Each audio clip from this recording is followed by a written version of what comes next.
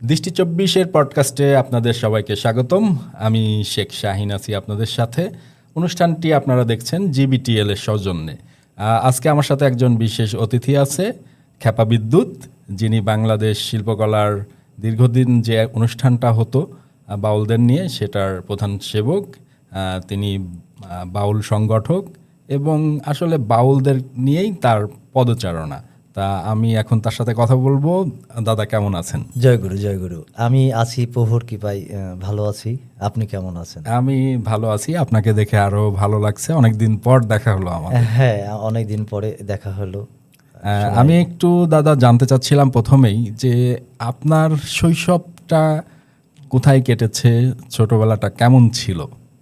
আমার ছোটবেলাটা, আমার জন্মস্থান রাজশাহীতে। আমি ওখানেই আমার ছোট থেকে বেড়ে ওঠা এবং ছোট থেকেই একটু মানুষের সান্নিধ্যে, মানুষের প্রেমের যে বিষয়গুলো, মানুষের মানবতার যে সেই জায়গাগুলোতে আমি চেষ্টা করতাম যে ছোট থেকেই যে মানুষমুখী কি কি কাজে হলে সেই মানুষের উপকৃত হয়। আচ্ছা, সেই জায়গাগুলোর থেকে আমি ছোট থেকেই আর কি আমার গ্রামে বেড়ে ওঠা। আপনি যে বাউল পথে আসলেন, এই বাউল পথে আসার সবচেয়ে বড় অনুপ্রেরণার জায়গাটা কি ছিল? আমি বাউলের আসলে আমার তো এই বাউল সম্পর্কে আমার ধারণা ছিল না। আমি যখন ঢাকাতে আসি বাংলাদেশ শিল্পকলা একাডেমিতে, সেই সময় দেখি যে বাউলের এমন একটা পরিবেশ পরিস্থিতি, যে একটা বাউল তার জায়গা থেকে চেষ্টা করে যে মানুষের জন্য কিছু করার। আর আমার ওই জায়গা থেকেই দেখতাম যে বাউল ঢাকা শহরে, বাউল তো সে সময় আজ থেকে আরও 20-25 বছর আগে খুবই কম আমরা দেখতাম।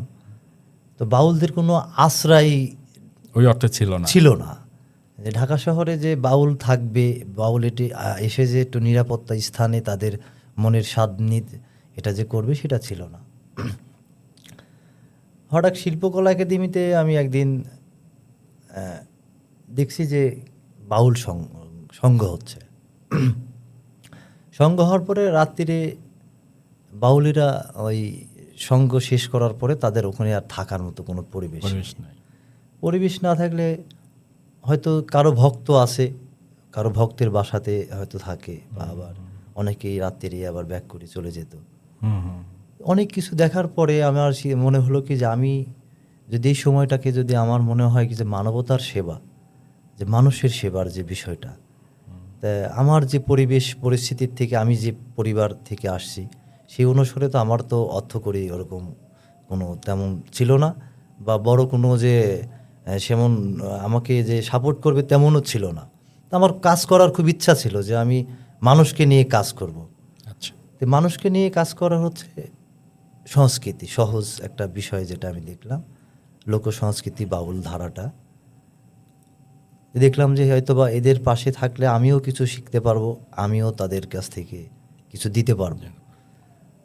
এই এক পর্যায়ে হচ্ছে দীর্ঘদিনের পথে বাউলদেরকে নিয়ে চলাফেরা, বিভিন্ন আশ্রম, বিভিন্ন বাউল অনুষ্ঠানে যেতে যেতে একসময় বাংলাদেশ শিল্পকলা একাডেমিতে 6 সাল থেকে 8 সাল 2টা অনুষ্ঠান হয়েছে। সেখান থেকে আমার আরও মনে হলো কি যে বাউলেরা ঢাকা শহরে একটু জায়গার দরকার, একটা জায়গার দরকার। এই জায়গাগুলো তৈরি করার মতো মানুষের সংখ্যা খুব কম। কিন্তু বাউলকে দেখে যে মানুষ আগ্রহ করে যে একটা বাউলকে জায়গা তৈরি করে দিবে, সেই জায়গাগুলো ছিল না। হ্যাঁ, এবং এই শহরের মানুষগুলা হয়তো এই বাউলদের পছন্দ করে, কিন্তু টেনে নিয়ে যে ঘরে নিয়ে যাবে বিষয়টা এরকম না। এটা কোনো ছিল না ঢাকা শহরে, এটা ছিল না যে বাউলের ওই গানটা শোনার জন্য। আসলে বাউল যে একটা কি, শুধু গানই তো শুধু বাউলের জন্য না, বাউলের অনেক ধরনের বিষয় আদি থাকে, মানুষের কল্যাণমুখী জীব। এবং বাউলের একটা সাধনার জন্য সে যে কোনো জায়গায় যেতেও পারে না, তার জন্য একটা আলাদা জায়গার দরকার হয়, একটা জায়গার দরকার হয়, সাধনার একটা জায়গার দরকার হয়।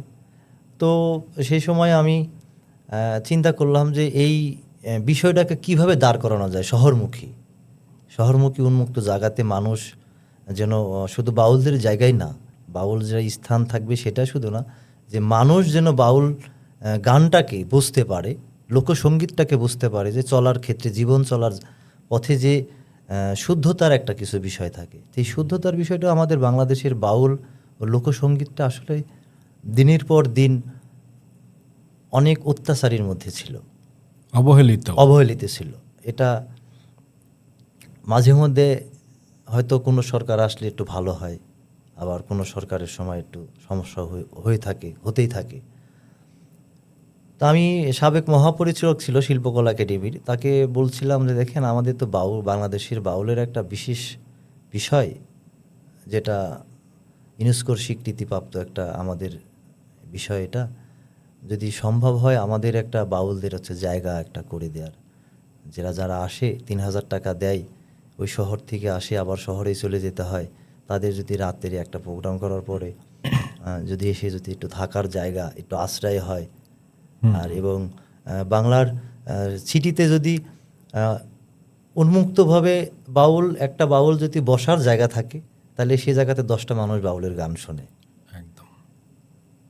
সে সারাদিন খেটে আসতেছে, তার কিন্তু বাউলের দর্শন এবং বাউলের সুর, এই দুটোকে নিয়ে মানুষের যে জীবনের যে শহরমুখী মানুষগুলো ছিল, তাদের জন্য এই বাউলের একটা আস্তানা আমরা বাংলাদেশ শিল্পকলা একাডেমিতে আমরা চেয়েছিলাম। সেই জায়গা থেকে আমরা কিছু বাউলদের জায়গা একটু তৈরি করতে পারছিলাম। বাংলাদেশের বাউল ও শিল্পীদেরকে নিয়ে আমরা বিভিন্ন সময় বিভিন্ন দেশের মানুষ এখানে আসতো। এখানে এসে দেশ বিদেশ থেকে সবসময় মানুষ ওখানে থাকতোই, যে বাংলার যে ঐতিহ্য বাউলটা ঢাকা শহরে এরকমভাবে কোথাও ছিল না। হ্যাঁ, এবং আমি যেটা দেখেছি যে যারা সারাদিন কর্ম করে ক্লান্ত হয়ে এখানে এসে বাউলের গান শুনে নিজেদেরকে এক ধরনের প্রাণ ভিতরে ঢুকিয়ে তারপরে বাসায় যেত। একদম গ্রামে থেকে যে মানুষগুলো, আমরা ঢাকা শহরের মানুষগুলো তো বেশিরভাগই গ্রাম থেকে আসা। তো শিল্পকলা একাডেমির মাঠটা খুব একটা ফাঁকা একটা জায়গা ছিল, বট গাছের একটা, আস্তে আস্তে আমরা যখন বসার জায়গা হলো, আমরা একটা অনুষ্ঠান এবং সারা বাংলাদেশ দেশ বিদেশের মানুষ ওখানে সমাগম শুরু হলো, এবং সারা বাংলাদেশের বাউলরা আসতো। হ্যাঁ, সারা বাংলাদেশ বাউল এবং মানে প্রত্যেকটা সেক্টরের শিল্পী আমার ওখানে বাউলদের জন্য একটা জায়গা তৈরি হয়ে গেছিল। এবং মানুষের জন্য যে কাজগুলো, মানুষে যে বললেন যে আমরা ক্লান্তি মানুষ, আসলে শহরমুখী মানুষ যারা থাকে তাদের কর্মব্যস্ততায় সবাই থাকে। 10টা মিনিট একটা বাউলের সান্নিধ্য, একটা লোকসঙ্গীত শিল্পী এবং একটা সুরের বিশেষ প্রয়োজন এই বাংলায়, বিশেষ প্রয়োজন, যেগুলো মাতৃত্বের এই মানুষগুলোর আত্মা তৃপ্ত করার জন্য হলেও এই জিনিসটা খুব দরকার, বিশেষ প্রয়োজন। এটা সংস্কৃতি না হলে তো আপনার রাষ্ট্রের অবকাঠামোতে সংস্কৃতি মেন। সংস্কৃতি যদি আপনার মানুষকে বোঝাতে না পারে, তো রাজনীতি ধর্ম কখনো মানুষকে বোঝাতে পারবে না। আচ্ছা, এই জায়গাটায় আমি একটা কথা জানতে চাই দাদা আপনার কাছে, যে আমাদের এই যে বাউল সংস্কৃতি, লোক সংস্কৃতি, আমরা কিন্তু অনেকটা পিছিয়ে গেছি। হ্যাঁ, এবং এখন যে অনাচার বা অবিচার বা দুর্নীতি বেড়ে গেছে, এখন দেখতে পাচ্ছি ধর্ষণ হচ্ছে, এই জিনিসগুলা কি এই যে আমরা সুর থেকে মানে একটা দূরত্ব তৈরি হয়েছে, তারপরে সংস্কৃতি থেকে মানুষের দূরত্ব তৈরি হয়েছে, এইটার কি একটা বড় কারণ হতে পারে? এই সংস্কৃতিটার জন্যই মানুষের যে পরিবেশ পরিস্থিতি বর্তমান আমাদের দেশে চলতেছে, সংস্কৃতিটা কি যে মানুষের সহজে জ্ঞান দান করা, সংস্কৃতি যেখানে থাকবে সেখানে আপনার সব প্রকারের মানুষই থাকবে, ভালো মন্দ মিলেই থাকবে, কিন্তু সুর মানুষকে পরিবর্তন করে। এই সুরের জায়গাগুলো তো আজকে প্রায় 2 বছরের মতো আমরা লোকসঙ্গীতের যে বাংলাদেশের যে পরিবেশ পরিস্থিতি দেখছি, আমরা যদি আমাদের এমন চলতে থাকে, তাহলে আমাদের দেশের প্রত্যেকটা শ্রেণীর মানুষই আহত হবে। হ্যাঁ, প্রত্যেকটা শ্রেণীর মানুষের এবং সমাজে একটা বড় বিরূপ প্রতিক্রিয়া শুরু হচ্ছে অলরেডি বিভিন্ন জায়গাতে। যে পরিমাণ আপনার সুফি সাধকদের প্রতি যে অত্যাচারটা চলতেছে, এই অত্যাচার মুখী যদি হয়ে থাকে, তাহলে বাংলার যে ঐতিহ্য, হাজার বছরের যে ঐতিহ্য বাংলা লোকসঙ্গীত, এটা আমরা আর পাবো না। এবং আমাদের নতুন প্রজন্ম যারা আসছে তারা তো এই সান্নিধ্য না পেলে। এবং আমার একটা জিনিস মনে আছে, আমি তো গ্রামের মানুষ, গ্রাম থেকে এই শহরে আসা। আমার তখন দেখতাম যে গ্রামের মানুষ কি করতো, সারাদিন কাজ করতো, মানে হয়তো খেতে খামারে বা কোথাও। এরপরে না এই যে আশেপাশের সমস্ত মানুষ এসে একটা জায়গায় বসে কেউ সঙ্গীত চর্চা করত, আবার মানে এক ধরনের সুরের মধ্যে বিচরণ করত। তারা ওই যে এখন দেখা যাচ্ছে যে আপনি গ্রামে যাবেন, একটা চায়ের দোকানে লোকজন দেখতেছে হিন্দি সিনেমা বা অপর সংস্কৃতির কিছু জিনিসপত্র, এবং আগের ওই বিষয়গুলাই নাই। এবং আগে মানুষ যেভাবে একজন আরেকজনকে সম্মান করত, হয়তো খুব বন্ধুত্ব, তারপরেও মানুষ তাকে সম্মান করত, সম্মান করে কথা বলতো। এখন কিন্তু এই বিষয়গুলো নাই। এই বিষয়গুলো হচ্ছে আসলে আমাদের হচ্ছে যে সংস্কৃতি শুধু সুরই না, সংস্কৃতি আপনার 10 জন মানুষ যদি একটা জায়গায় বসে শুদ্ধ কথাবার্তা বলে, সেটাও একটা সংস্কৃতি। আমাদের গ্রামগঞ্জে বলেন আর শহরে বলেন, আমাদের প্রত্যেকটা জায়গাতে আমাদের সংস্কৃতির বিশেষ প্রয়োজন। একদম সংস্কৃতি ছাড়া কোথাও আর সম্মান, আগে আমরা দেখতাম যে গ্রামগঞ্জে সব জায়গাতে একটা সম্মানের বিষয় থাকতো। হ্যাঁ, এই সম্মানগুলো কিন্তু হারিয়ে যাচ্ছে শুধু আমাদের সমাজ কাঠামোর জন্য। সংস্কৃতি কিন্তু কোনো ধর্মের প্রতি আঘাত করে না, সংস্কৃতি কোনো ধর্মকে আঘাত করে কোনো কথাও বলে না। এবং এই সংস্কৃতির দ্বারায় ধর্ম কিন্তু প্রসারিত হয়। ধর্মের একটা বিশেষ জায়গা থেকে তারাও একটা সুর, তো আসলে কি সুরের তো কোনো ধর্ম নেই, সুর হচ্ছে মাতৃস্নেহ। এই সুরকে যে পছন্দ করতে পারবে সে মানুষের মধ্যে ঢুকতে পারবে। একদমই তাই। আমি এবার একটু জানতে চাই দাদা, আপনি খ্যাপা বিদ্যুৎ কিভাবে খ্যাপা বিদ্যুৎ হলো এবং এই নামটা আসলে কিভাবে আসলো? আসলে আমি বাংলাদেশ শিল্পকলা একাডেমি থেকে এই নামটা আসছে। নামটা আসছে হচ্ছে কর্মশালা হচ্ছিল একটা 3 বছর বা 2 বছরের একটা কর্মশালায় আমরা বেশ শত ঊর্ধ্বে আর কি আমরা স্টুডেন্ট নিয়ে আমরা ওখানে একটা কর্মশালার আয়োজন করা হয় বিভিন্ন মহাজনী পদবলী নিয়ে, এবং বিভিন্ন মহাজনকে নিয়ে এসে আমাদেরকে শিক্ষাদান করা হয়। সেক্ষেত্রে ওখানে আমি ওই টিমটার মধ্যে হচ্ছে আমি সেবক হিসাবে কাজ করতাম, যে সবার আগে এসে সব কিছু গোছানো, সবাইকে মেনটেন করে নিয়ে বসানো, যা যা প্রয়োজন হয় কি আর কি একটা সাজানোর জন্য। তো হঠাৎ আমার একদিন আসতে একটু দেরি হয়ে যায়। দেরি হয়ে গেলে আমাকে গুরুজি শফি মণ্ডল বলেন, খ্যাপা তুমি হচ্ছে দেরি করলা কেন? তা আমি উত্তর দিতে পারলাম না দিতে পারে আমি বললাম শুধু আমাকে যে খ্যাপা বলা হলো, আমি এই খ্যাপার কি যোগ্যতা? কয় না, তুমি সব কিছু গোছানো করো তো, আর তোমার গোছানোটা এবং তোমার কর্মটিটা হচ্ছে ঊর্ধ্বমুখী। আমি তোমার এই কর্মশালাতে এই শত হাজারো শ্রোতাদের মাঝে আমি তোমার নামটা আমি খ্যাপা, এবং এই কর্মশালার মধ্যে থেকে যেন খ্যাপা নামটা থাকে তোমার কর্মগুণে, এই জায়গা থেকে আমার হচ্ছে নামটা একটু চলাফেরা, এবং এই জায়গা থেকে আর কি আমার নামটা শফি মণ্ডল গুরুজি খ্যাপা নামটা আসছে। আচ্ছা, বাউল ধর্ম এই বিষয়টা কি? আমরা যারা সাধারণ বাউলদেরকে শুধু চিন্তা করি যে এরা গান গায় বা তাদের একটা আলাদা জগৎ আছে, সেটার মধ্যে বিচরণ করে, কিন্তু বাউল কি আসলে কোনো ধর্ম, বা বাউল আসলে কোন ধর্ম পালন করে? বাউল হচ্ছে প্রত্যেকটা ধর্মকে শ্রদ্ধা এবং সম্মান করে প্রত্যেকটা ধর্মেই কিন্তু বলছে যে মানুষই সর্বপ্রথম। তো এই বাউল হচ্ছে সহজে বলছে যে বাউলের একটা ধর্ম, বাউল হচ্ছে মানুষ এবং প্রকৃতি সবাইকে নিয়ে শান্তিশিষ্টভাবে যেন জীবনযাপন করতে পারে। প্রত্যেকটা মানুষের কল্যাণমুখী যে কাজকর্মগুলো আছে সেগুলো করার জন্য বাউলের কিন্তু একটা বিশেষ অবদান, এবং বাউলের যে থাকে। আর সুর, বাউল যারা গান করে, গানের হলো বাউল শিল্পী। বাউলের হচ্ছে বাউল গান করা আর বাউল কিন্তু এক নয়। বাউলের কিন্তু বিশেষ সর্বময়ী কাজ করতে হয়। আর একজন বাউল শিল্পী কিন্তু শুধু বাউল গানই করা লাগে। হ্যাঁ, কেউ আছে সংসারী বাউল, কেউ সংসার ত্যাগী বাউল আছে। হ্যাঁ, যারা ত্যাগী খুবই কম। কেউ মনে মনে বাউল। মনে মনে বাউল। বাউল আসলে পৃথিবীর মানুষ মানতেই সবাই বাউল, কিন্তু বাউলটা হচ্ছে কি যে আমরা এই যে গোত্র বাউল দেখেন, 10 জন মানুষ থাকলে 10টা মানুষের মধ্যে একজন বাউল যদি থাকে, তাকে দেখা যাচ্ছে কি একটা অন্য গোত্র। ঠিক বাউলের ধর্মটা হচ্ছে মানবতা। যেখানে মানবতার প্রয়োজন সেখানে বাউলের ধর্মটা প্রসারিত করতে চায়, যে মানুষের দিন শেষে মানুষকেই প্রয়োজন।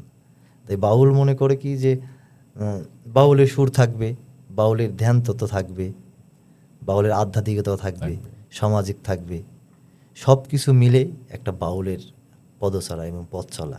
আচ্ছা, এই যে মনের মানুষ, একটা কথা আছে, মনের মানুষ। এই মনের মানুষ বলতে বাউল সমাজ কি মনে করে? বাউল সমাজ মনের মানুষ হচ্ছে কি, আসলে মনটা হচ্ছে বাউল সবাইকে আপন করে নিতে চায়। আর মন তো হচ্ছে বাউলের মনটা এমনই যে আমি আপনাকে, বাউল সবাইকে মন দিতে চায়, যেন ওই মনের সাথে যদি মন মিলে থাকে তাহলে কোনো সহিংসতা ঘটে না। একটা শুদ্ধ মনের সাথে প্রেম যদি হয়ে থাকে, সেখানে ঐশ্বরিক কিছু বিষয় থাকে। মানুষের কোনো মানে মানুষের যে মধ্যে যে বিষয় থাকে, অদৃশ্য আল্লাহ বা হরি ভগবান আমরা যাই কিছু বলি না কেন, এই মানুষের মধ্যে কিন্তু আমরা চেষ্টা করি যে এই মানুষটাকে যদি আমরা সেই জায়গাতে যদি আমরা প্রসারিত করতে পারি, শুদ্ধভাবে তাকে যদি আমরা সেই জায়গাগুলোকে আমরা বোঝাতে পারি, হ্যাঁ, সেই জায়গাতে বাউলের নির্দিষ্ট মানসিক ভজা, মানুষের পরমাত্মাকে, সত্তাকে জাগ্রত করা, বাউলের ধর্মই হচ্ছে মেন। হ্যাঁ, এই জায়গায় ফকির লালন শাহ বলেছেন যে মিলন হবে কতদিনে আমার মনের মানুষের সামনে। তা এইটা কি আসলে তিনি সৃষ্টিকর্তার কথা বললেন, না প্রেমের কথা বললেন, না প্রেমিকার কথা বললেন? এখানে হচ্ছে সর্বময়ী প্রেম। মানে সর্বময়ী প্রেমটা হচ্ছে কি যে আপনি সৃষ্টিকর্তাকে ছাড়া তো আসলে মানুষের প্রেমটা কি, যে একজন সৃষ্টিকর্তাকে আরাধনা করা। মিলন হবে কত দিনে, গুরু এবং শিষ্যের যে প্রেম পরম্পরা থাকে ঈশ্বরকে দেখার, সেই জায়গাতে হচ্ছে মিলন হবে কত দিনে আমার মনের মানুষ। আসলে মনের মানুষ তো হচ্ছে একজন গুরুজনই হয়। গুরুজন যদি মনের মানুষ হয়ে থাকে, সেই মানুষের সাথে গুরুর সাথে সমগ্র মিলে থাকে এই মনের মানুষ। বাউল হচ্ছে মনের মানুষ খোঁজে। একদমই তাই। এখন লালন ফকিরের যে দর্শনটা, এই দর্শনটা এখনকার সমাজে কতটা প্রাসঙ্গিক? বর্তমান প্রেক্ষাপটে লালন সাইজির যে বাউল দর্শনটা এবং লালন এবং বাউল দর্শনের যে বিষয়টা, বর্তমান তরুণ প্রজন্মের যে আমরা যা দেখছি বর্তমান পরিস্থিতি পরিবেশ, এদেরকে যদি আমরা রাষ্ট্রীয়ভাবে যদি তাদেরকে যদি বাউল কর্মশালা বা বাউলের বিভিন্ন ধরনের কার্যকর্মগুলো যেগুলো থাকে, তাদের জন্য ভালো কিছু বই আসবে। আমাদের বর্তমান যে তরুণ প্রজন্ম বাউল কি জিনিস সেটা বোঝে না, কিন্তু গান হিসেবে বোঝে। এই গানটাকেই যদি বোঝানোর গান হিসেবে যদি তারা বোঝে, তাহলে সারা বাংলাদেশে এই তরুণদের জন্য বাউলের যদি গানের আসর বা বাউলের কর্মশালা, ধ্যান তথ্যের কথা, পারিবারিক আগে যে আমাদের উঠোন বৈঠকগুলো, অনুষ্ঠানগুলো, সংস্কৃতিগুলো হতো, এগুলো যদি আবার ফিরে আসতো, তাহলে এই যে বর্তমান যে তরুণ প্রজন্ম যেভাবে যে অবক্ষয়টা হয়েছে, হ্যাঁ, এইগুলো আমরা আসলেই ব্যাক করতে পারবো। কারণ দিন শেষে কিন্তু হচ্ছে তার নিরে ফিরতেই হবে। আর নিরে যদি কেউ একটু সঙ্গীতের ব্যবস্থা থাকে, তাহলে অবশ্যই সে 10 মিনিট না শুনুক, 1 মিনিট তো শুনবে। 10 দিন শুনলে একদিন সে চেঞ্জ হবে, যে না, আমি সত্য বল সুপথে চলো রে আমার মন, পরের দ্রব্য পরের নারী হরণ করো না, পারে যেতে পারবে না। তাহলে পারটা কি? আমি যদি এই অপরাধ করি, এখন যদি আমি অপরাধ করি, তাহলে অপরাধের জন্য আমাকে বিচার সালিশ করছে, আইন প্রশাসন নিয়ে যাচ্ছে। এই পরের দ্রব্য থেকে আমরা এই নতুন প্রজন্মকে আমরা কিছু দিতে চাই, যে তারা আমাদের সন্তান আমাদের কাছে ফিরে আসুক। এই যে সহিংসতা, বিভিন্ন ধরনের নেশায় আসক্ত, এই সঙ্গীতে থাকলে এই নেশারা মানুষের থাকবে না। আশা করি যে এই লোকসঙ্গীত বাউল ধারার যে ফকিরির বিষয়টা, সুফি সাধকদের, এদের সান্নিধ্যে মানুষ আসলে অনেক চেঞ্জ হবে আমার আশা করা। সমাজটা এক ধরনের পরিবর্তন। দীর্ঘ সময় অভিজ্ঞতা থেকে দেখছি আর কি, যে ঢাকা শহরে এক সময় 2-1 বাউলকে চোখে দেখা যেত, এখন সে বাউল শিল্পী হোক বা বাউল হোক তাকে দেখা যাচ্ছে না। এইভাবে আর এখন নেই। বিভিন্ন সময় তাদেরকে অত্যাচারের শিকার হতে হয়। তো এই অত্যাচার থেকে যদি তাদেরকে একটু প্রোডাকশন দেওয়া হয়, আমার মনে হয় এই দেশের যে বর্তমান পরিস্থিতির যে ভয়াবহ দৃশ্য, এই দৃশ্যটাকে সঙ্গীতই পারে পরিবর্তন করতে। সঙ্গীত ছাড়া, সুর ছাড়া কখনো পরিবর্তন করা সম্ভব হবে না। আচ্ছা, বাউল তো একটা সাধনা, তো এই যে সাধনা, এটার আসলে মূল ভিত্তিটা কি? মূল ভিত্তিটা হচ্ছে আপনি যদি সুস্থ থাকেন তাহলে আপনি ধর্ম করতে পারবেন, আপনি নেতৃত্ব দিতে পারবেন। তাহলে বাউলের হচ্ছে দেহ সাধনা, আত্মসাধনা, এই দেহ কেন্দ্রিক। দেহ যদি আপনি সুস্থ থাকেন, আপনার সামাজিক এবং শুদ্ধ চেতনা, এই জন্য বাউল হচ্ছে বিভিন্ন যে সাধনার যে ক্ষেত্রগুলো আছে সেই সাধনার ক্ষেত্রগুলো তারা ব্যবহার করার জন্য চেষ্টা করে, এবং তারা নিজেকে সুস্থ থাকে, অন্যদেরকে সেবা করার জন্য যে পরিবেশ সেইগুলা তৈরি করতে হয়। বাউলের ধারাটা আর বাউলের সাধনাটা হচ্ছে সহজ এবং কঠিন, একদম সহজ এবং কঠিন। মানে আমি দেখা মাত্রে আমি এটা বাউলের মধ্যে নেই। ধৈর্য শক্তির একটা বাউলদের অনেক বিষয়ের বিষয়। জি, এই যে ধর্মীয় বিভাজনের এই সময়টায় বাউল দর্শনটা মানুষকে আসলে কি কি শিক্ষা দিতে পারে? এখন যে ধর্মীয় বিষয়টা, যে বিভাজনের কথা বলছি আমি, বিভাজনটা যে মানে এটা সহজভাবে বলতে গেলে যে কেউ মানেই না যে বাউলটা একটা ধর্ম, এই জায়গাটার থেকে বলছি। বাউল এই আগেও ছিল, কিন্তু বর্তমান সময়টা যে বাউলকে কোনো ধর্ম মেনে নিতে চায় না। কেন? বাউলদের হচ্ছে আগোছালো জীবন মনে করে। প্রকৃত বাউলকে মনে করে যে এটা হচ্ছে আগোছালো জীবন। তারা বিভিন্ন সময় বিভিন্ন কর্মকাণ্ডে জড়িত থাকে, এই জন্য সমাজ কিন্তু মনে করে যে এরা হচ্ছে চুল থাকে বড় বড়, দাড়ি থাকে বড় বড়, হ্যাঁ, এরা হচ্ছে অগোছালো জীবন, এরা সমাজ না বুঝে, রাষ্ট্র না বুঝে। হ্যাঁ, তে এই যে না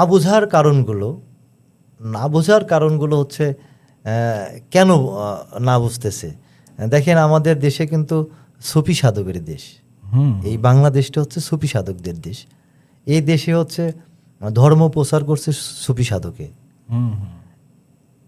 সেই জায়গা থেকে বাউল হচ্ছে ধর্ম প্রচারকও বলতে পারেন।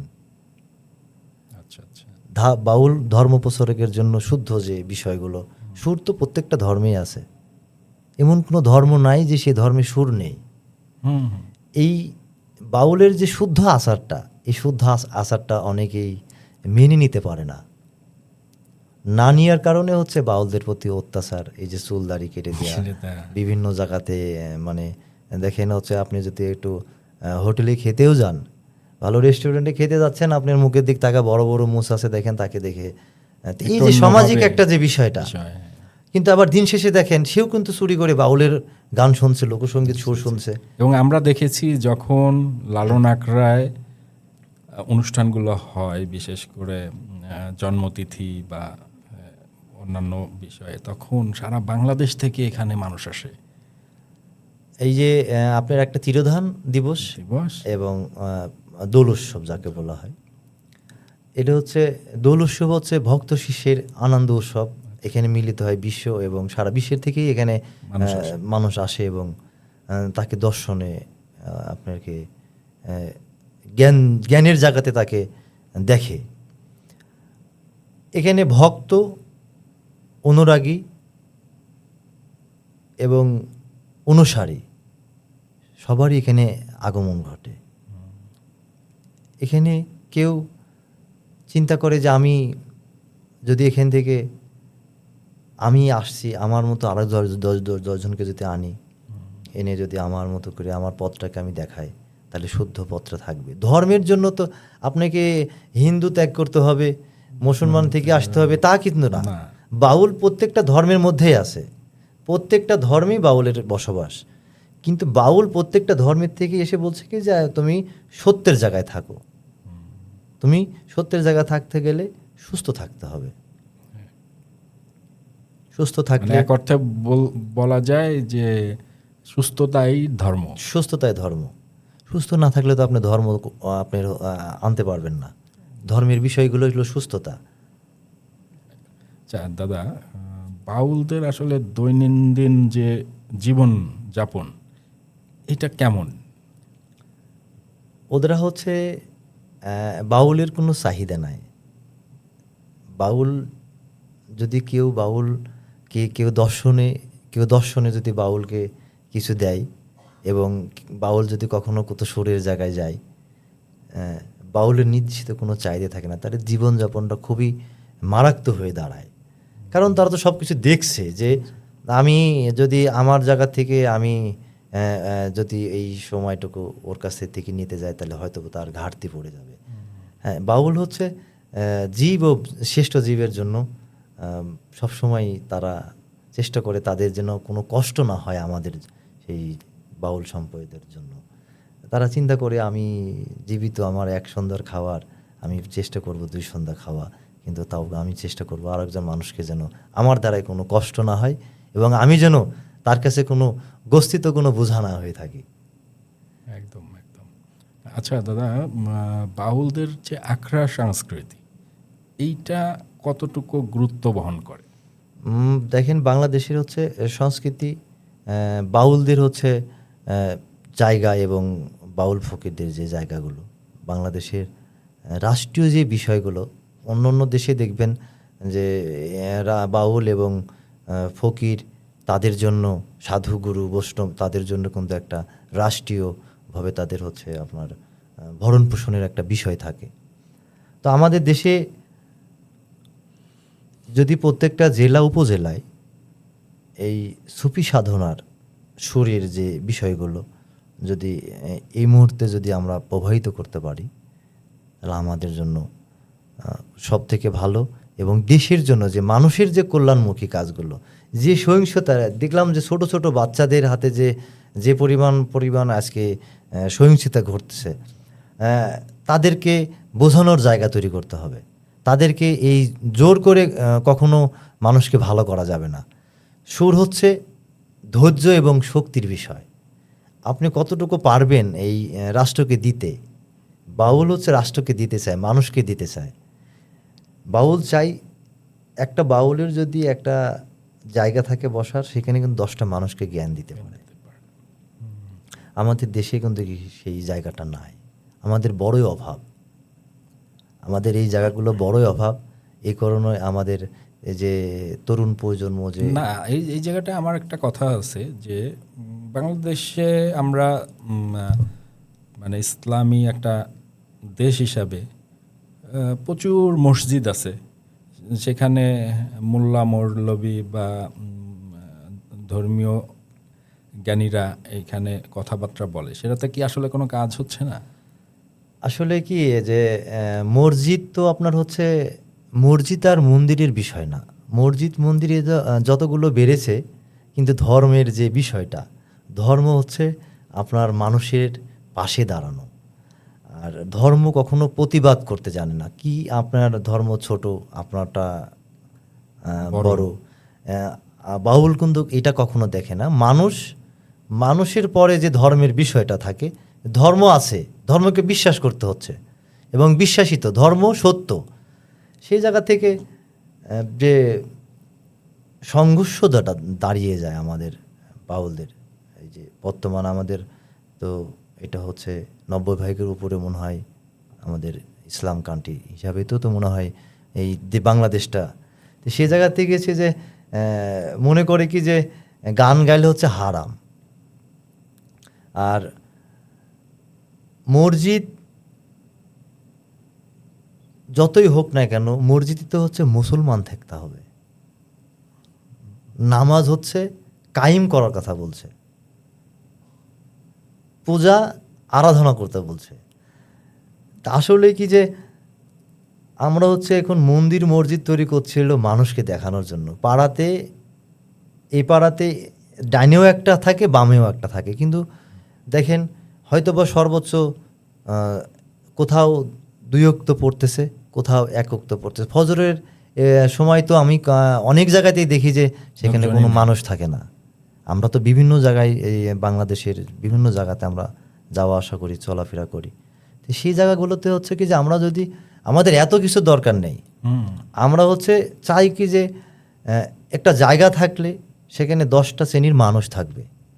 10টা শ্রেণীর মানুষের আমরা কথা শুনবো, আমরা কথা দিব, কথা নিব, যেটা এই নতুনভাবে এই সহিংসতা এবং সুর, আমার লোকসুরটা মাটির সাথে, যেমন নদীর স্রোতে বাঁক যেমন ওঠে, সেই স্রোতের যে সুরে মানুষের যে হৃদপিণ্ডের থেকে যে রোগ দূর হয়ে যায়।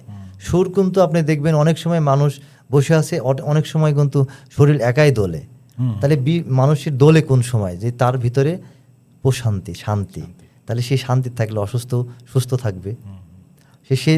সেই জায়গা থেকে যদি আমরা এই জেলা উপজেলাগুলো যদি আমরা এই বাউল সাধনার যে বিষয়গুলো, আমাদের সুফি ধারার যে ধর্মের যে প্রচার, যে শুদ্ধ ধারার থেকে আমরা আসছি, সেই জায়গাগুলো আমরা গড়ে তুলতে পারবো। আর এগুলো যদি গড়ে না ওঠে, দিন বর্তমান সময় তো আমাদের তো বাউলের কোনো সুরই দেখছি না, বাউলের কোনো সুরই দেখছি না। অনেকেই বাউল চুলদাড়ি কেটে নিজে ইচ্ছায় ঘরে ঢুকে গেছে, আবার তারা বাউল শিল্পী। অনেকে ফকির আছে যারা বাউল সাধনা করছে, বাউল তারা ঘর থেকে বের হচ্ছে না, যে আমি এই সময় বের হব। চারিদিকে যে পরিবেশ পরিস্থিতি, যেখান থেকে বাংলাদেশের নজিরবিহীন ঘটনা, আপনার কবরে থেকে লাশ উঠায় নিয়ে আসতেছে একটা সুফি সাধকের, সেখানে আগুন ধরা দেওয়া হচ্ছে, ঘরের থেকে ডেকে নিয়ে আসে তাকে মারা হচ্ছে। সেই ক্ষেত্রে কি আপনি বাইরে বাড়াতে পারবেন? কোনো মানুষই তো পারে না। তাহলে বাউল যখন বের হবে, বাউলের তো হচ্ছে, বাউল চাই যে প্রত্যেকটা মানুষ ভালো এবং সুস্থ থাক। সমাজ এবং রাষ্ট্রের সংস্কৃতি স্বাধীনতা ছাড়া তো কিছুই থাকে না। আপনি এক জায়গায় সংস্কৃতি অনুষ্ঠানে হিন্দু, মুসলিম, বৌদ্ধ, খ্রিস্টান সবাই থাকে, কিন্তু ধর্মীয় অনুষ্ঠানে কিন্তু দেখেন একটা গোষ্ঠী থাকে। তাহলে সংস্কৃতির আমার বিশেষ প্রয়োজন, যেখানে মানুষের ভেদাভেদ থাকে না, ধর্মের ভেদাভেদ থাকে না, শুধু মানুষের প্রেম, ওই যে মনের যে বিষয়গুলো ওখানে দাঁড়িয়ে থাকে। হ্যাঁ, এই জায়গাটায় আমাদের দেশের বেশিরভাগ মানুষের কিন্তু বাউলদের নিয়ে যে দৃষ্টিকোণটা, সেটা হলো যে বাউলরা তো গাঁজা খেয়ে মাজারে পড়ে থাকে বা মানুষের সাথে এক ধরনের দুর্নীতি করে, এরকম কিন্তু বেশিরভাগ মানুষের এক ধরনের চিন্তা আছে। আপনার হচ্ছে গাঁজার সাথে, গাঁজা আর বাউলের সাথে কোনো মিল নেই। একটা বাউলের কাছে কিন্তু প্রত্যেকটা শ্রেণীর মানুষই আসে, কেউ গোপনে আসে, কেউ সদরে আসে। আসলে গাঁজাটা হচ্ছে অনেকের ব্যক্তিগতর জন্য লাগে, যদি কারো কখনো সাধনার প্রয়োজন হয়, একজন সাধকের জন্যই কিন্তু সিদ্ধি। আর এখন এই গাঁজাটা এখন রিকশাওয়ালাও খাচ্ছে। এখন তার কি কারণে খাচ্ছে সেটা তো আর একজন বাউল বলতে পারবে না। এবং একটা জায়গাতে যেমন লালন সাইজি বলেন, বিভিন্ন মহতের জায়গাতেই অনুষ্ঠান হইলে ওখানে দেখেন কতজন ভক্ত খাচ্ছে আর কতজন সাধারণ মানুষ খাচ্ছে। এটা একটু দেখলে হয়তো বাউলের প্রতি এই যে বদনামটা, যে আকরা বাড়ি থাকলে সেখানে বিভিন্ন নিশার একটা বিষয় থাকে, কিন্তু না, প্রত্যেকটা মানুষের বাড়িতে কোনো নিশাগ্রস্ত মানুষ। এই যে বাউলদেরকে আপনার লোকসঙ্গীতকে সুরের থেকে দূরে আসার পরে বিভিন্ন ছেলে পেলে যারা দেখেন 8 থেকে 10 বছর, 10 থেকে মানে প্রত্যেকটা শ্রেণীর মানুষই কিন্তু একটা নিশাগ্রস্ত, যে নিশাগুলো কিন্তু আজ থেকে 20 বছর আগে ছিল না। তাহলে এই যে নিশাতে আপনার মানুষের সুরে কিন্তু আসে না, যে নিশাগুলো বর্তমান সমাজে যেগুলো চলছে, এই নিশাতে আপনার কোনো ভালো কাজ হবে না। তো তাহলে এই নিশাটা পরিবর্তন করতে গেলে আপনাকে অবশ্যই সুরের দরকার। সিদ্ধি কিন্তু কোনো সাধক আপনার ওপেনলি কারোর সাথে কোনো সময় খাবে না, এবং কোনো শিল্পী কখনো কারোর সাথে কোনো এইসব বিষয়ে যাবে না। তাহলে বিভিন্ন শ্রেণীর মানুষ কিন্তু এগুলা বিভিন্ন শ্রেণীর মানুষ কিন্তু শুধু এক শ্রেণীর মানুষ না, বিভিন্ন শ্রেণীর মানুষের দ্বারাই কিন্তু এটা প্রচলিত হচ্ছে। দেখেন বেশিরভাগ যারা খাচ্ছে, যারা বলছে যে এটা এইগুলোই করে, কিন্তু দেখেন তাদের মধ্যে কিন্তু অনেক বড় বড় নেশা আছে। হ্যাঁ, আরো বেশি আছে তাদের থেকে, তাদের মানে অনেক বড় বড় নেশা। একজন সিদ্দিকর কখনো কারোর সাথে কখনো ধর্ষণ হবে না, সে কখনো চিন্তাই করতে পারবে না একটা 10 বছরের বাচ্চাকে রেপ করবে, চিন্তা করতে পারবে না কারো 100 টাকা নিবে। কিন্তু বিভিন্ন নেশাকরি যদি এসে একজন সিদ্দিক খায়, তাকে কিন্তু ওই সিদ্দিকর বলা হয় না, সে কিন্তু নেশা। তো নেশাটা হচ্ছে যদি এই যে সংস্কৃতি, আবারও সংস্কৃতির কথাই বলি, যখনই সংস্কৃতি থাকে না, আড্ডা মারা জায়গা থাকে না, তাহলে তখনই তো সে তার মনের মধ্যে বিভিন্ন ধরনের খারাপ কিছু ঢুকে যায়, যে আমি দেখতেছি, এটা করতেছি। তাহলে এই যে ফোনটা, এই ফোনের মধ্যে যদি আমি 1 ঘন্টা সংস্কৃতির কাছ থাকে, আমি মোবাইলের হাত থেকে, আমার মোবাইলটা কাজে লাগছে না, তাহলে আমি মোবাইলের থেকে দূরে আসতে পারলাম। তাহলে আমি মোবাইল থেকে দূরে আসলে আমি 1 ঘন্টায় অনেক কিছু। এখন তো এই যে গ্রামে গঞ্জে, আমি তো গ্রামে গেলে যেটা দেখি, বাচ্চা বাচ্চা পোলাপান সব নেশাগ্রস্ত, এবং 2 ধরনের নেশা, একটা হলো মোবাইলের নেশা, আরেকটা হলো এই যে আজে বাজে যে সব নেশাগুলো, এই নেশাগুলো দ্বারাতেই হচ্ছে আপনার এইগুলা নিয়ে কিন্তু সমাজ কথা বলছে না। সমাজ কথা বলবে না, সমাজের তো ও কথা বলার জায়গা নেই। কেন জায়গা নাই? আমি হচ্ছে আমার সন্তানই খাচ্ছে, আমি কিন্তু বাংলা, আমি হচ্ছে আমার সন্তান খাচ্ছে, আমি সমাজের একজন প্রতিনিধি, আমি কিছু বলতে পারছি না, আমার পরিবার। মানে এই যে ওই জন্য বললাম যে উঠোন বৈঠক, যেটা সংস্কৃতি, যেটা বাবা মা ভাই বোনদেরকে নিয়ে, যেটা সংস্কৃতিগুলো সন্ধ্যার পরে যে যতটুকু পারতো, কেউ কখনো হাতে তালি দিয়ে, কখনো হারমোনিয়াম দিয়ে, একতারা দোতারা ঢোল খোল নিয়ে, এই যে বিষয়গুলো থাকতো, এই যেগুলো না থাকার কারণে আপনার সন্তান কোথায় যাচ্ছে তা সেও কোনো কিছু মনে করছে না। হ্যাঁ, যে ফোন আছে, আমি 1 মিনিট ফোন দিলে আমার সন্তান তো আসতেছেই। কিন্তু ওই ফোনের অপেক্ষা না থেকে সন্তানকে নিয়ে যদি ঘরে বসে থেকে গান হোক, কবিতা হোক, করতে না পারুক, তাদেরকে বোঝাক যে আমার বয়স থেকে আমি এগুলো করে আসছি, তোমরা এই পথে আসো, তোমার করা দরকার নেই। এই জায়গাটায় মানে হুমায়ুন আহমেদ একটা খুব দামি কথা বলছেন, সেটা কি, যে পৃথিবীর সব থেকে সুন্দর দৃশ্য সেটা যখন একটা বাড়িতে ছোট বড় সবাই মিলে বসে গল্প করে এবং হাস্যরসে মাতে। এটাই সংস্কৃতি। মানে আমার পরিবারকে নিয়ে আমি থাকবো, আমি পরিবারকে নিয়ে আমার যে বাংলার যে ঐতিহ্য, যে বিষয়গুলো, ধর্ম, সংস্কৃতি, সমাজনীতি, অর্থনীতি, এগুলো নিয়েই তো মানুষের বেড়ে ওঠা এবং সমাজকে তৈরি করা। তাহলে আমার পরিবারের কাছ থেকেই কিন্তু আমার যদি ওই সন্ধ্যার পরে যদি বসার পরিবেশ থাকে, যা দেখা যাচ্ছে কি যে আমার উপজেলা বা আমার ইউনিয়ন পর্যায়ে যাতে একটা সংস্কৃতি কেন্দ্র থাকে, তাহলে ওখানে আমাদের সময় ক্লাব সংস্কৃতি ছিল, এখন কিন্তু সেগুলো নেই। নাই। তাহলে এই যে যদি এগুলো থাকে, তাহলে আমার সন্তান তো আমার কথা শুনবে। আমি প্রতিদিন না পারি, আমি 1 দিন সপ্তাহে নিয়ে গেলাম, আমি সপ্তাহে 5 দিন। বেশিরভাগ ক্ষেত্রে দেখতে পাচ্ছি যে বাবা 5 ওয়াক্ত নামাজ পড়ে, সারাদিন আল্লাহর পথে আছেন, কিন্তু সন্তান বিপথে চলে গেছে। হ্যাঁ, এটা অহরহ আছে, তো এটা থাকবেই। তো এই যে সন্তানের ওই যে বাবা মার প্রেমটা, সন্তান হচ্ছে বাবা মার প্রেম যদি বঞ্চিত হয়, তাহলে ওই সন্তান সমাজের কোনো ভালো কাজ করতে পারবে না। বাবা মা যখন সমাজের জন্য তৈরি করবে সন্তানকে, সেখন সমাজে সন্তানকে আপনার পারিবারিকভাবে শিক্ষা এবং সংস্কৃতি, ঘরেই কিন্তু সংস্কৃতি থাকে। আসলে মানুষ তো তৈরি হয় পরিবার থেকে। সেই জায়গাগুলো যদি ফিরে, তাহলে আমাদের দেশের বর্তমান যে পরিবেশ, উগ্রতা, কেউ কাকে মানছে না, কেউ কাকে বুঝতেছে না, এগুলার থেকে দূরে আসা সম্ভব হবে। সংস্কৃতিকের এখন সর্বোচ্চ জায়গার থেকে ধর্ম তো কখনো চলে যাবে না। ধর্মের জায়গাতে সংস্কৃতিটাকে একটু সুযোগ দিতে হবে। হ্যাঁ, আর ধর্ম তো ধারণ করার বিষয়। ধর্ম হলো ধারণ করার বিষয়। আমি ধর্মটা ধারণ করছি কেন? আমি বলছি কি যে তুমি মানুষের পাশে দাঁড়াও। ধর্ম, প্রত্যেকটা ধর্ম বলছে কি তুমি মানুষের পাশে দাঁড়াও, প্রকৃতিরে ভালোবাসো, প্রকৃতির ভালোবাসো, প্রকৃতির সেবা করো। আমরা যে পৃথিবীতে আসছি, যে আমাদের কি প্রতিশ্রুতি দিয়ে আসছি যে আমরা পৃথিবীতে যদি যাই তাহলে আমরা পৃথিবীর সেবক হিসেবে যাব। আমরা তো পৃথিবীতে মানুষ সৃষ্টি হয়েছে সেবক হওয়ার, যে একটা গাছ তো গাছে পানি দিতে পারে না, না না না, তাহলে আমরা সেবক।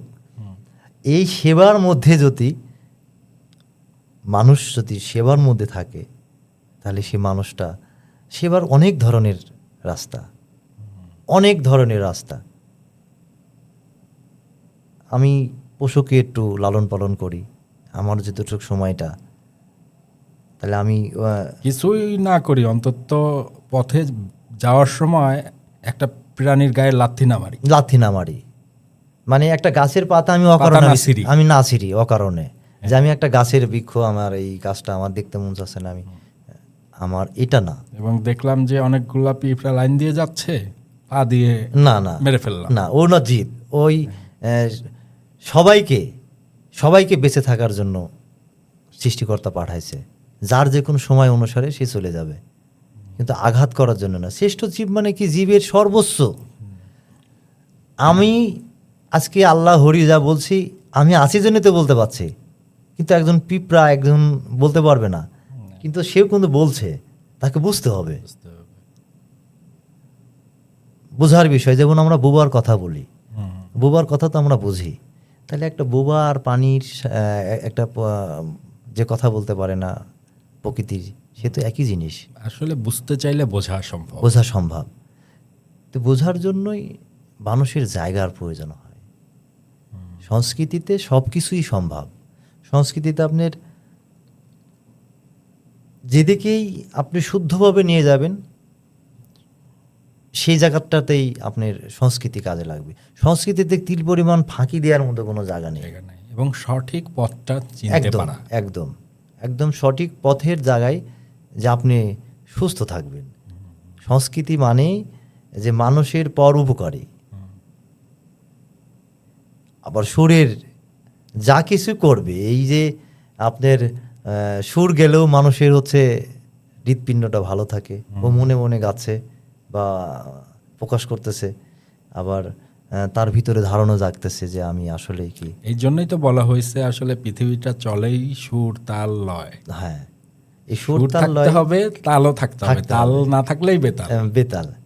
তো এই যে তালহারা যে বর্তমান আমাদের দেশের যে সবকিছু চলছে একদম পুরোটাই তালহারা। এই তালহারা ছাড়া নাইলে কি বলবো, এই যে আপনি দেখেন যে যাদেরকে নিয়ে এই সহিংসতাটা ঘটতেছে এবং যাদেরকে বেশিরভাগ মারা হচ্ছে, তারা কি আসলে একটা বাউল কি সম্ভব যে একটা 8 বছরের নারীর কাছে, যে শিশু বাচ্চার কাছে, যে কখনোই সে করুক না, হয়তো বাউল না, হয়তো বাউলের সাজ আছে, কিন্তু তারপরে ওর বিবেকে বাড়ি দিবে যে না, আমি তো এই জায়গাতে আমার পক্ষে সম্ভব না।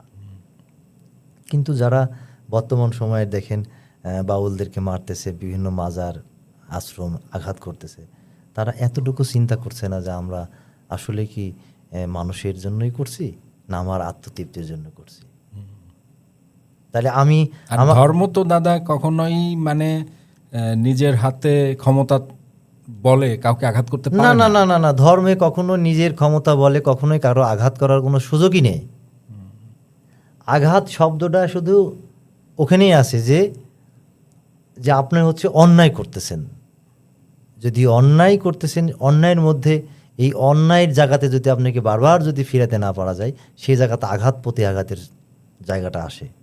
আঘাত কিন্তু বাহুল্যের সম্পদ, বাহুল্যের মধ্যে কিন্তু আঘাত করার মতো কোনো কিছু নেই। আঘাত শব্দটা তারা বোঝে না। রাগ অনুরাগের যে বিষয়গুলো, আমি আপনাকে ভালো করার চেষ্টা করব, আপনি একবার দুবার বুঝেন, এবং সেটাও ভালোবাসা দিয়ে পরিপূর্ণতা ভালোবাসা দিলেই সেই ভালোবাসার গ্রহণযোগ্যতা ফিরে আসে। আসলে যে দেখেন আমরা মন্দিরে যাই আর মসজিদে যাই আর গির্জাতে, যেখানে আমরা যাই না কেন, দেখবেন যে মানুষের চকচকে পোশাক দেখে মানুষের পাশে বসে, অর্থ দেখে মানুষের কাছে যায়। আসলেই একটা ধর্ম পাঠশালা মানে কি, ওখানে মানুষের সুখ দুঃখের দুটো কথা হওয়া। আগে আমরা দেখতাম ছোটোকালে, আমরা যখন দেখতাম যে মসজিদে শুক্রবারে কত সুন্দরভাবে কত কথাবার্তা, সুন্দর গোছানো কথা, সমাজ হিন্দু মুসলমান বৌদ্ধ খ্রিস্টান সবাইকে নিয়ে একটা যে পরিবেশ পরিস্থিতি ছিল, দেখেন সেইগুলো কিন্তু হঠাৎ করে চেঞ্জ হয়ে গেল। হ্যাঁ, একদম হঠাৎ করে চেঞ্জ হয়ে গেল, মানে এই চেঞ্জটা মনে হয় না যে আর 2-4 যুগে সম্ভব হবে কিনা। কারণ সবার মধ্যে তো ওই যে আপনার যেমন হচ্ছে নিশা যেমন আসক্ত হয়ে গেছে, ঠিক যে সহিংসতাটা আসক্ত হয়ে গেছে, যে আমি উগ্রতা কোনো কিছু এছাড়া চিন্তাই কোনো কিছু নাই। দেখার মধ্যে নাই। একটা শ্রেণী, এই শ্রেণীটাকে ইচ্ছা করলে সরকার যে কোনো মুহূর্তে তাদেরকে একটু সৌনজরে দেখলেই, আমি তাদেরকে বলবো না যে তাদেরকে আঘাত করা হোক, তা না, আমরা চাই কি যে তারা বুঝুক বিষয়টা। এটা কি কোনো একটা সিস্টেমের চেঞ্জ করা উচিত? আসলে এই সিস্টেমে বলতে গেলে কি যে এটা আইন প্রশাসনের বিষয়। তো একটা বাউল কিন্তু মায়ের খাতে রাজি আছে, কিন্তু মারতে রাজি নাই। বাউল সবসময় নিজের ক্ষতি করে অন্যের সেবা দেওয়ার চেষ্টা করে। সেই ক্ষেত্রে তো মনে করেন যে একজন বাউল ছবি সাধক মানসিক তো এই আঘাত করতে পারে না। বাংলাদেশের প্রায় 7 থেকে 8 কোটি মানুষের এই সুফি সাধনার একটা বিষয় আছে। আমি আমার যতটুকু কাজ করার অভিজ্ঞতা থেকে আমি দেখলাম, সে জায়গা থেকে আজ পর্যন্ত দেখলাম না কোনো আশ্রম থেকে বা কোনো মাজার থেকে কোনো মানুষকে আঘাত করা হয়েছে। আঘাত করে নিয়েছে, তারা কিন্তু আঘাতে সহ্য করে বসে আছে। ইচ্ছা করলে তারা কিন্তু প্রতিবাদ করতে পারে, তারা কিন্তু অনেক ধরনের প্রতিবাদ করার ক্ষমতা তারা রাখে, সক্ষমতা রাখে, কিন্তু তারা তারপরে ধৈর্য ধরে থাকে। কেন? হয়তো আজকে বুঝতেছে না, কালকে বুঝবে। কিন্তু এই যে আমরা ধৈর্য ধরে থাকি, বাউল সম্প্রদায়, লোকশিল্পী এবং বিভিন্ন ধারার যে শিল্পকর্মগুলো থাকে আমাদের, পালা গান বলেন, জারি শাড়ি, যে গানগুলো সবাই সব কিছু কিন্তু বন্ধ এখন। তাহলে এই যে সাপোর্ট দেওয়ার জন্য একজন শিল্পী তো রাস্তায় তার ভালো লাগছে, একটা প্রকৃতির সান্নিধ্য দেখেছে, গান গাচ্ছে, সেখানে 10টা মানুষ দাঁড়াতেই পারে। এই যে 10টা মানুষ দাঁড়াচ্ছে কেন? সুরের জন্য। তো একটা আমি চ্যালেঞ্জ করে বলতে পারি যে একজন প্রতিনিধি যদি দাঁড়িয়ে থাকে, তাকে না চিনলে একজন বাউল সম্প্রদায়কে চিনে। একজন বাউলকে মানুষ রূপ দেখতে আসে, সুর দেখতে আসে, কথা শুনতে আসে। মানুষের কল্যাণমুখী মানুষের দরকার হয়। এখন যদি সরকার যদি বাউলদের পাশে দাঁড়ায়, এই যে বর্তমান যে সময়টা, তাহলে এই যে উগ্রতার বিষয়ে, যে মাজার মসজিদ, কিছুটা হলেও পরিবর্তন আসতে হবে, আসবেই। কারণ এদের তো মাঠে নামার সুযোগ দিচ্ছে না। আপনার কোথাও অনুষ্ঠান হতে গেলে সেই মঞ্চ ভাঙা হচ্ছে, যদি বাউল রাস্তাতে যাচ্ছে তাকে অনেক ধরনের টিটকারি করতেছে, এবং তাকে মানে অনেকেই তো মুখ খুলে তা মুখ দিয়ে বলে না, সে একটা থাপ্পড় খেয়ে ঘরে কিন্তু কাঁদছে, কিন্তু কখনোই বলবে না যে আমাকে সে আঘাত করছে। সে কিন্তু প্রতি আঘাত করতে পারে, কিন্তু করে না। কিন্তু আঘাতটা করে কি, নিজেকে ঘরে ফোপড়ে ফোপড়ে কাদা লাগে। এই যে কাদার আমাদের বাউল সম্প্রদায়ের যেন না কাঁদে, এই পরিবেশটা যদি সংস্কৃতি বিষয় মন্ত্রণালয়, বাংলাদেশ সরকার যদি চিন্তা করে যে আমরা বাংলাদেশের সুফি সাধক এবং লোকসঙ্গীত বাউল ধারাটাকে আমরা পরিবর্তন করে প্রবাহিত করব দেশ বিদেশে। প্রত্যেকটা দেশেই তো জানছে যে বাংলাদেশের পরিবেশ পরিস্থিতিতে মূল্যবাদীর একটা বিষয়, সংস্কৃতিকে তারা সবসময়ই দাবায় রাখার চেষ্টা করে। কেন রাখে? এটা তো সত্য, শক্তি, শুদ্ধ এবং শুদ্ধতার অনেক বহিঃপ্রকাশ, যেটা আপনি সুস্থ থাকবেন সবসময়। আমি বলছি না যে ধর্ম, এটা তো ধর্ম। আমার ধর্ম কি? আমি যদি আমার অনুসরণ করি, আমি যদি তাকে চাই, তাহলে আমাকে তাহলে এখানে আমি তাকে চাইতে গেলে তো আমাকে চাওয়ার মতো পরিবেশ তৈরি করে দিতে হবে। আমি যদি আমার মতো করে পরিবেশ তৈরি করতে যাই, তাহলে তো সহিংসতা ঘটতেছে। এইটা যদি ঘটতে থাকে, তাহলে ওই আপনার হচ্ছে পরিবর্তন আসবে না। দেন সামনে হচ্ছে খুব ভয়াবহ পরিস্থিতির শিকার হয়ে যাবে। যখন আপনি দেখবেন যে, আমি তো খুব একটা লেখাপড়া জানি না, আমি ফকির মজনু শাহর একটা ইতিহাস একটু পড়ছিলাম। ব্রিটিশ বিরোধী আন্দোলনের যে বিষয়গুলো থেকে। তো সেই জায়গা থেকে আমি দেখছি কি যে যদি কখনো এই সুফি সাধকেরা যদি আবার আজ থেকে 100 বছর আগেও কিন্তু এই বাংলাদেশের পূর্বেও একসময় কিন্তু এই বাংলাদেশের সুফি সাধকেরা খুব জাগ্রতভাবে দমন করছিল যারা এই সঙ্গীত, লোকসঙ্গীত এবং সুফি সাধনার ধারারা বন্ধ করার জন্য। আমার মনে হয় কি এরকম একটা কিছু ঘটতেও পারে, এরকম একটা আন্দোলন হতেও পারে। কেন হতে পারে আমি বলছি যে এখানে দলমত সব কিছুর ঊর্ধ্বে বলছি আমি, প্রত্যেকটা দলগুণ মানুষই কিন্তু এই বাউল এবং লোকসঙ্গীতকে পছন্দ করে। এর মধ্যে যে আপনার শুদ্ধতা সত্য একদিন মানুষ দাঁড়াবেই। এই শহরে, বিশেষ করে ঢাকা শহরে আপনাদের মতো গুটি কয়েক মানুষ যখন শিল্পকলা ওই বটতলায় অনুষ্ঠান শুরু করলো এবং মানুষ কিন্তু এটা খুবই আপন করে নিয়েছিল, হঠাৎ করে এই অনুষ্ঠানটা বন্ধ হলো, সরকার পরিবর্তন হলো, কিন্তু এটা আর দেখতে পাচ্ছি না নতুন করে শুরু। তা আপনাদের কি আবার নতুন করে শুরু করার পরিকল্পনা আছে, না এই জায়গাটায় কোনো বাধা আছে? মানে আমি একটু জানতে চাচ্ছি যে আসলে আপনাদের পরিকল্পনাটা কি। আসলে হচ্ছে আমরা শিল্পকলা একাডেমির যে বট গাছটা, যেটা হচ্ছে আপনার আমরা যে বাউলের যে সাধনার জায়গা হিসাবে বেছে নিয়েছিলাম, একটা শহরে যেটা ছিল না, আমরা বেছে নিয়েছিলাম যে বিভিন্ন সময় শিল্পকলার আশেপাশে রমনা পার্কে, শরৎ উদ্যানে বিভিন্ন সময় বিভিন্ন বাউলেরা গান বাজনা করতো, কিন্তু স্থায়ী কোনো জায়গা ছিল না। তো ওখানে জায়গার থেকে আমরা একজন দুজন করে বসতে বসতে দেখা যাচ্ছে কি যে একটা মানুষের শিল্পকলার মাঠটা পরিপূর্ণত হয়ে যেত, যে এই সন্ধ্যার বিকেলে গেলে, এই টাইমটা গেলে আমি আমার বাংলার যে ঐতিহ্য এবং আমার যে প্রশান্তির জায়গাটা আমি 10 মিনিট জন্য হলে নিতে পারি। এবং ওখানে বাংলাদেশের প্রথমে, হয়তো স্বাধীনের আগেও হয় নাই, স্বাধীনের পরেও ছিল না, যে সাধু মেলা যে একটা যে বিষয় ছিল, সাধু মেলার বিষয়টা ছিল। এবং প্রতিদিন যে সন্ধ্যায় যে আসরটা বসতো মানুষের কল্যাণের জন্য, যে উন্মুক্ত মানুষ খেটে খুঁটে আসছে, সারাদিন অফিস করছে, এই অফিসওয়ালা মানুষগুলো যে বাসায় যে একটু যেন মনটা শান্তি থাকে, সেই জন্য খোলা জায়গায় যে অনুষ্ঠান এবং সঙ্গটা হতো, সেই সঙ্গটা হচ্ছে আপনার বিগত সরকার চলে যাওয়ার পরে, এখন কিছুদিন তো 2 বছর না অন্য সরকার ছিল, এখন বর্তমান সরকার আসছে, নির্বাচিত সরকার। তার আগে কেন বন্ধ করছে? উগ্রবাদীদের জন্য। এটা শিল্পকলা এবং সারা বাংলাদেশেই লোকসঙ্গীত বন্ধ করে রাখছিল। এবং এই সঙ্গীতটাকে ওই যে আপনি বললেন যে কেন হচ্ছে না, না হওয়ার কারণটা হচ্ছে কি যে এখানে মানুষই মনে করে কি যে রাজনৈতিক কোনো বিষয় থাকে। আসলে যারা হচ্ছে সাংস্কৃতিক কর্মী এবং যারা সংস্কৃতিকে মনে প্রাণে ধারণ করে বাউলের যে আকড়াবাড়ি এবং বাউলদেরকে নিয়ে, মানুষকে নিয়ে, জীবকে এবং পরমকে নিয়ে যে সত্যার জায়গাগুলো তৈরি করে, সেই জায়গাগুলোর থেকে মনে করেন যে ওরা বন্ধ করে রাখছে আর কি, যে যেন এই জায়গাটা আর কখনো না হয়। এখন ওই সময় হচ্ছে অন্তর্বর্তী সরকার ছিলেন, তারা হচ্ছে দেখছেনই তো মাজার এবং সব কিছু, মাজার থেকে শুরু করে সব জায়গার থেকে, ধর্মের জায়গার থেকে তো তারা অনেক কিছু সহিংসতা করছে। সেই জায়গাটাতে আমি চাচ্ছিলাম যে হওয়ার একটা সম্ভাবনা দেখি খুব কম, কারণ এখানে মনে করি কি যে প্রত্যেকটা জায়গাতে রাজনীতির হিসাব চিন্তা করে। আসলে এই যে সংস্কৃতির কাছে কোনো রাজনীতির হিসাব করার দরকার লাগে না।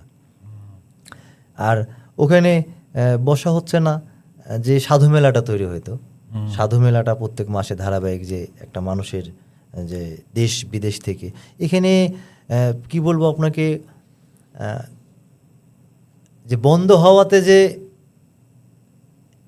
আশেপাশের যে বিষয়গুলো, মানুষের যে বিষয়গুলো, এটা হয়তো ওখানকার যে পরিবেশ পরিস্থিতিতে বন্ধ রাখছে এখন বর্তমান মহাপরিচালক, সেই ভালোভাবে জানেন।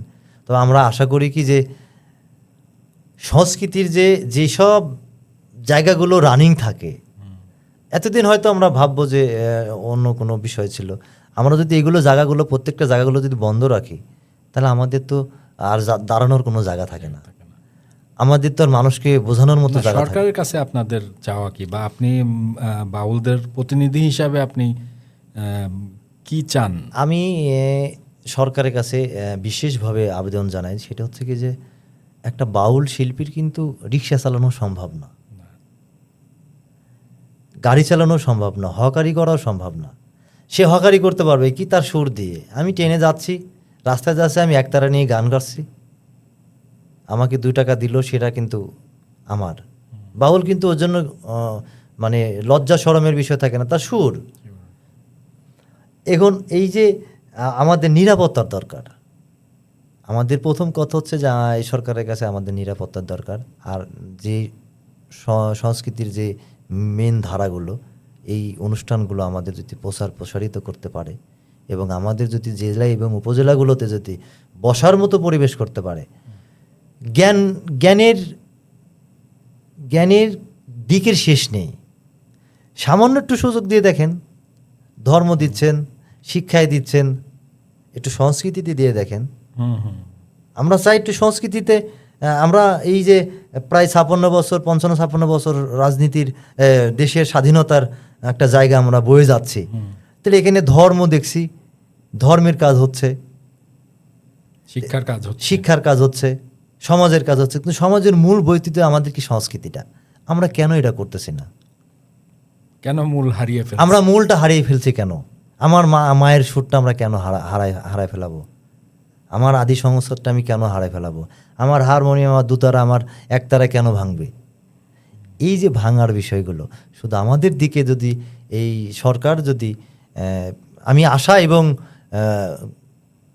জোর প্রত্যাশায় বলতে পারি যে সংস্কৃতিটাকে যদি বেশি না, এই যে বর্তমান যে ধর্মের যে যুদ্ধটা এবং রাষ্ট্রের যে যুদ্ধটা, আপনি 1 মাস দেখেন, আপনি বিভিন্ন কর্মশালা, বিভিন্ন সংস্কৃতি দিয়ে দেখেন, আপনি দেশটাকে বিভিন্ন জায়গাতে আপনি অনুষ্ঠান থ্রু করেন না। এই জিনিসটা নিয়েই তো কাজ করার কথা বাংলাদেশ শিল্পকলা একাডেমি। সেই জায়গাতে আজকে কতদিন ধরে সবাই দেখতেছে, আমি আর কি বলবো, আমার তো বলার মতো কিছু নেই। আমরা চাই কি যে এই জায়গাটাকে ফার্স্ট আমার মনে হয় দেখার দরকার। কারণ যদি শুদ্ধ রাজনীতি করতে হয় তাহলে সংস্কৃতি চর্চা করতে হবে। আমি আপনার রাজনীতি করতে গেলে একটা কর্মীকে কথা বলতে গেলে তো আমার সুরের দরকার হয়, আমার সুরের দরকার। তো আমার কর্মীটাকে আমি কিভাবে ডাকবো? আমার সেই সুরের প্রয়োজন, প্রত্যেকটা ক্ষেত্রে সুরের প্রয়োজন। আমরা এই সুরটাকে ফিরিয়ে আনতে চাই। আমরা বাংলাদেশ শিল্পকলা একাডেমি না, জেলা এবং উপজেলা যে লোকসঙ্গীতের যে ধারাটা, একটা বাউল একতারের নিতে গান গাচ্ছে, মানুষের রোদের মধ্যে দাঁড়া থেকে গান শুনছে, এই যে গানটা না, এটা গান, এটা গীত, এটা গল্প, এটা জীবনের একটা ইতিহাস। তাহলে এই জায়গাটা যদি আমরা না পাই, এখন আপনার নির্বাচনী সরকার আসছেন, এখন এই সরকারের আমরা চাওয়া পাওয়ার আমাদের একটাই যে এই বাউল যেন নজর দিবেন, এই খাতটা নজর দেওয়া, মানে জোরভাবে নজর দেওয়া দরকার। আমি আমার প্রায় 20 বছরের আমি একদম 20 বছরের মধ্যে আমি যেভাবে মানুষ এবং বাউল এবং শিল্পী এবং সত্তাকে আমি নিজের কাছ থেকে দেখেছি, আমার বাংলাতে সেই জায়গাটা নাই। এই জায়গাটা যেমন আজ থেকে আরো 30 বছর আগে হারিয়ে গেছিল, এটাকে সামান্য কিছু হয়েছিল, একটু মাত্র আসতেছে যে আমরা এই জায়গাটাকে আমরা আপডেট করতে যাচ্ছি। আমরা আসলে স্বপ্ন দেখতেই পারি যে সামনে ভালো কিছু হবে। আমরা অনুষ্ঠানের শেষের দিকে আসি দাদা, শেষ করব আপনার একটা গান শুনতে শুনতে। খুব ভালো কথা বলছেন। তবে আমরা এই সংস্কৃতিটাকে আমরা বাঁচিয়ে রাখতে চাই। আমরা সরকারের কাছে বিশেষ আবেদন জানাই। আমি বাউল ও ফকির লোকসঙ্গীতের সম্পর্কে যতটুকু কাজ করেছি জানি, এবং যতটুকু জায়গার থেকে আমি বলার চেষ্টা করি যে অবশ্যই যে সংস্কৃতি বিষয় মন্ত্রণালয় এবং বাংলাদেশ গণতান্ত্রিক সরকার যে এই বিষয়টাকে খুব গুরুত্বপূর্ণ দেখে। সংস্কৃতি ছাড়া রাজনীতি, অর্থনীতি, সমাজনীতি কোনোটাই কিছুই সম্ভব না। একদমই তাই। আমি সেই জায়গা থেকে আমি ছোট করে একটা বাণী করার চেষ্টা করি, যেন পরের জায়গার থেকে যে মানুষের বিষয়টা আমরা ওই জায়গায়। মহাত্মাপতি লালন সাঁইজি বলছেন যে সত্য বল সুপথে চল ওরে আমার মন। এই সত্য বল সুপথে চলটাই হচ্ছে মানুষের নৈতিক দায়িত্ব হওয়ার দরকার। আমি সত্য হলে আমি আমার স্রষ্টাকে পাবো, আমি আমার মানুষকে পাবো, আমার বন্ধুকে পাবো, আমার বান্ধবকে পাবো। সত্য বল, সুপথে চল, ওরে আমার মন। সত্য সুপথ না চিনিলে, সত্য সুপথ না চিনিলে, পাবিনে মানুষের দর্শন।